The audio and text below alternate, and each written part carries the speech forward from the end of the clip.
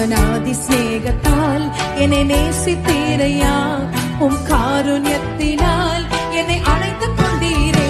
உங்க அன்பு பெரியது, உங்க இரக்கம் பெரியது, உங்க கிருபை பெரியது, உங்க தயவு பெரியது, உங்க அன்பு பெரியது. எனக்கு அன்பான சகோதர சகோதரிகளுக்கு ஆண்டவராகிய இயேசு கிறிஸ்துவின் இனிய நாமத்தின் நல்வாழ்த்துக்களையும் வணக்கத்தையும் தெரிவித்துக் கொள்கிறேன். காலைதோறும் கர்த்தருடைய வார்த்தை என்ற தலைப்பில் நாம் வேத வசனங்களை தியானித்து வருகிறோம். இன்றைய தினத்தில் எபிரேயர் 13ஆம் அதிகாரம் 16ஆம் வசனம், அன்றியும் நன்மை செய்யவும் தான தர்மம் பண்ணவும் மறவாதிருங்கள், இப்படிப்பட்ட பலிகளின் மேல் தேவன் பிரியமாயிருக்கிறார். கர்த்தருடைய பிள்ளைகளாகிய நாம் கிறிஸ்துவ ஆகிய பலிபீடத்திற்கு முன்பாக நாம் வரும்போது நம்முடைய பலிகளை நம்மோடு கூட எடுத்து வர வேண்டும். நம்முடைய ஸ்தோத்திர பலிகளை கிறிஸ்துவின் மூலமாக தேவனுக்கு எப்போதும் செலுத்த வேண்டும்.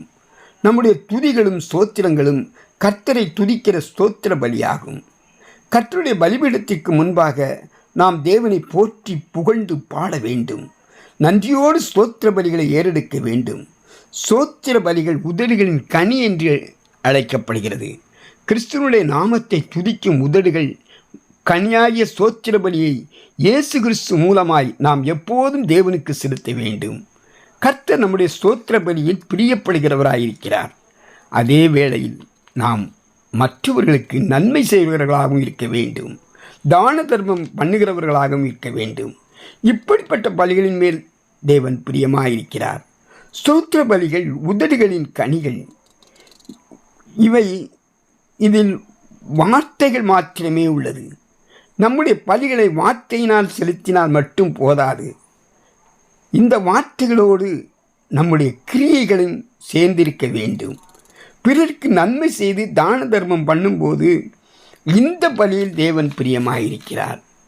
உதாரணத்திற்கு, நாம் கஷ்டத்தில் இருக்கும்போது கர்த்தர் எப்படியாவது நமக்கு உதவி செய்ய வேண்டும் என்று நாம் ஏங்கிக் கொண்டிருப்போம். ஏதாவது மனிதர்களை அனுப்பியாவது நம்முடைய வாழ்க்கையில் ஒரு உதவியை செய்ய மாட்டாரா என்று நாம் எதிர்பார்ப்போம்.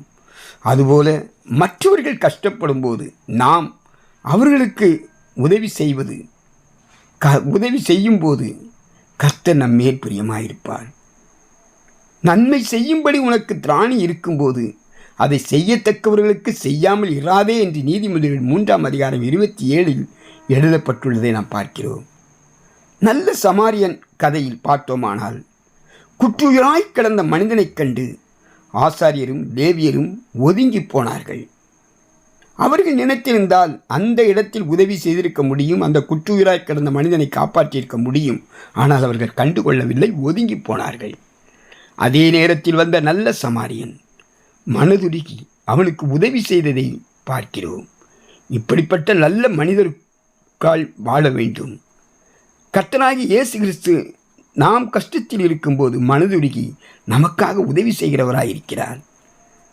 அதே உதவியை நாம் மற்றவர்களுக்கு செய்யும் பொழுது அவர்கள் கஷ்டத்திலிருந்து விடுபடுவார்கள். தேவன் நம்மேல் பிரியமாயிருப்பார். ஆண்டவருடைய இருதயம் நம்மேல் பிரியமாயிருக்கும். ஜெபம் செய்வோம். மகா பரிசுத்தமுள்ள நல்ல பிதாவே, ஸ்தோத்தரிக்கிறோம் ஆண்டவரே, நன்றியோடு துதிக்கிறோம் அப்பா. உதடுகளின் கனியாகிய ஸ்தோத்திர பலியை செலுத்தி ராஜா, நாங்கள் மற்றவர்களுக்கும் உதவி செய்கிறவர்களாக இருக்கவும், நன்மை செய்து தான தர்மம் பண்ணுகிறவர்களாக இருக்கவும் நீர் எங்களுக்கு கிருபை தரும்படியாய் நாங்கள் செபிக்கிறோம். துதி கன மகிமையாக உமக்கு ஏறடிக்கிறோம். இயேசுவின் நாமத்தில்.